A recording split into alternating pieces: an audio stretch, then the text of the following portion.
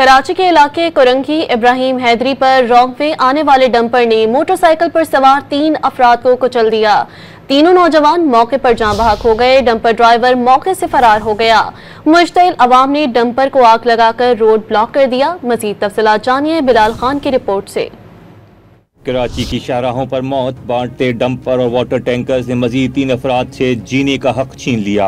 ابراہیم حیدری سے کرنگی کریک جانے والی شاہراہ پر رانگ وے آنے والے تیز رفتار ڈمپر نے موٹر سائیکل سوار 3 افراد آصف، امجد، جیلانی اور شاکر کو کچل دیا۔ تینوں نوجوان موقع پر جاں بحق ہو گئے۔ لاشوں کو فوری طور پر جناح اسپتال منتقل کیا گیا۔ شہریوں نے ڈمپر کو آگ لگا دی۔ ڈمپر ڈرائیور موقع سے فرار ہو گیا۔ یہ ڈمپر جو ہے ایک تو بجری سے بھرا ہوا ہے، اوپر سے رونگ جا رہا تھا، اس کی سپیڈ بھی اتنی زیادہ تھی کہ تینوں بائک سوار جو ایک ہی بائک پر تھے وہ تینوں نوجوان جو ہے موقع پر جاں بحق ہو گئے۔ ایک کی شناخت آصف کے نام سے ہوئی ہے، دوسرے کی امجد کے نام سے، تیسرے کی بھی شناخت نہیں ہوئی۔ کراچی ٹریفک پولیس نے ڈمپر کو تھانے منتقل کرنے کی کوشش کی تو عوام نے مزاحمت کرتے ہوئے شدید احتجاج کیا۔ شہریوں نے کرنگی ابراہیم حیدری سے کرنگی کراسنگ آنے اور جانے والے دونوں ٹریک ٹریفک کے لیے بند کر دیے۔ ترجمان حکومت سندھ سمیتا افضال سید نے ایسے واقعات پر جلد اقدامات کی یقین دہانی کروائی۔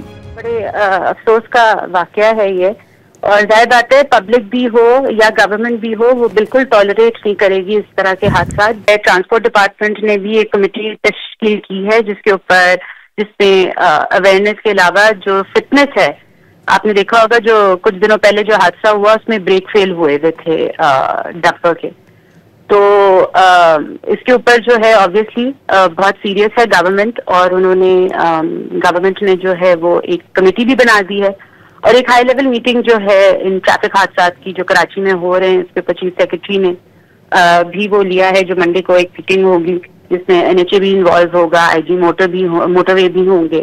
گزشتہ روز گورنر سندھ کامران ٹیسوری نے بھی chief justice Sindh high court کو خط لکھ کر ٹریفک حادثات پر قابو پانے کے لیے اقدامات لینے کا مطالبہ کیا تھا۔